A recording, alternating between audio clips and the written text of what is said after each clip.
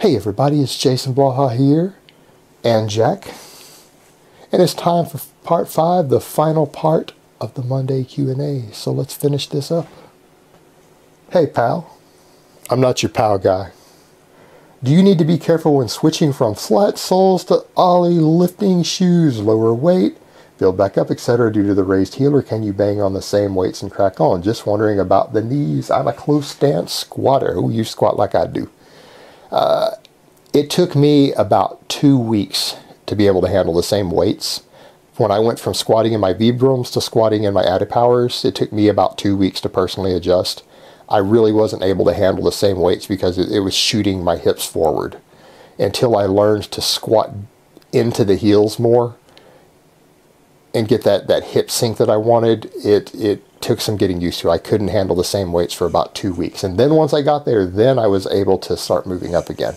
So you're going to need a couple of weeks. And that's assuming you're squatting at least 3 times a week, like 6 sessions or so, to adapt to it and to adapt to the change in your hip movement and everything. It's going to change the way your hips open up and everything on the squat when you go to that heel. It's going to be different. You're going to have to build the smaller musculature and the motor pathways around it. And it'll take a few sessions. So no, you're going to need to back the weight down a good 10%, maybe more, for a couple of weeks. All right, next question. Hi Jason, what's your views on swimming for cardiovascular health for someone who is strength training?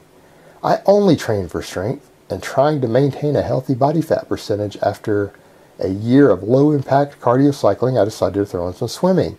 Are there any negatives of this aside from keeping my calories consistent with my training?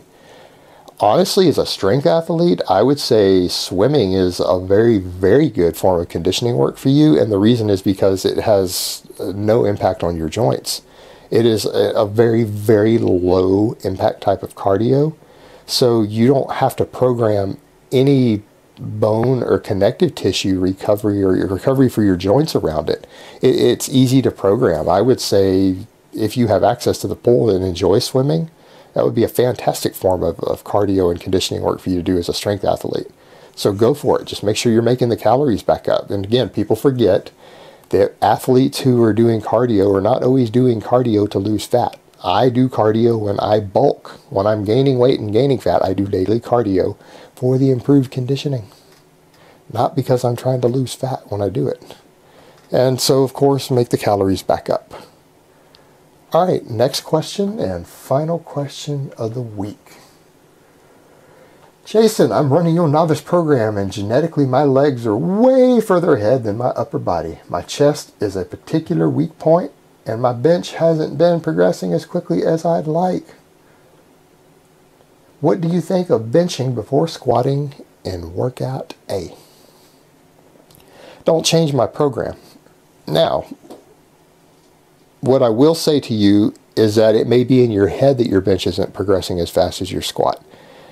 Unless you're squatting like 140 kilos now and you're only benching 70 kilos, like if your bench is 50% of your squat, okay, maybe we've got some disproportion. It's that a lot of guys think that their bench press should be really high compared to their squat, because it is for most bros in the gym who aren't squatting very hard. So that's where you might be getting that misconception. Now, the other thing I will point out is that out of the big lifts, the bench press is the most dependent upon caloric intake and the most dependent upon changes in body weight. So if your squat and deadlift, particularly your deadlift, is going up pretty quick and your bench press isn't, it very well could be an issue of you're not eating enough. You can always eat your way to a bigger bench press. And that's something a lot of guys forget. So that could very well be your issue there too. If it is very disproportionate, either you're very genetically gifted in your lower body or you are probably not eating enough, because this program is set up to where the majority of people genetically should be able to develop a strong bench press with no weak links in it following the program as it's written, unless they just have a major genetic issue there of some type or a structural issue. The majority should do just fine. And I can't assess that just over the internet if you happen to fall in a small minority who won't on this program. So odds are, if the bench is stalling, it is possibly a dietary issue more than anything else. You're just not getting enough calories and carbs in.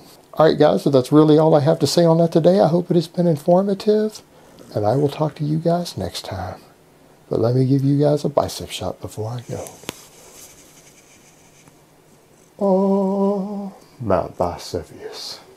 Jack, you give him a bicep shot too. Look at those gains. Look at those guns on Jack. Look at that. Impressive aesthetics right there.